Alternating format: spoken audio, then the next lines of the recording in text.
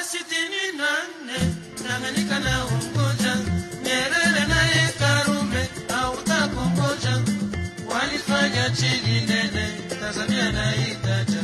Mahusiano ya kidugu. Viongozi wa vyama viwili hivi, chama cha Rais Karume Afro Shirazi Party na chama cha Rais Nyerere TANU, wale viongozi wenyewe walikuwa wanafahamiana, ni marafiki, wanashirikiana katika mambo mengi. Na udugu huo wa viongozi ukafanya na udugu wa baina ya vyama viwili hivi ukawa ni mkubwa, yani kwa maana ya viongozi kutembeleana kama kukiwa na shughuli ya sikukuu kwa mfano, wa upande ule wanakuja upande huu wanashiriki.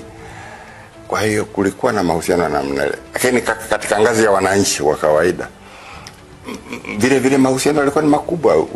Kuna watu Wanyamwezi wengi kwa mfano walikwenda Pemba kufanya shughuli za kuchuma karafuu, na wakawa ni wakazi wa kule, wakazaa na watoto huko. Nikaenda kutembelea Pemba, nikawakuta hao na wasema kwamba wametoka Usukumani, Unyamwezini kwenda kufanya. Wengi tu wanakuja kwenye mikutano yangu, wanajieleza jinsi sasa wanavyofurahia maisha yao katika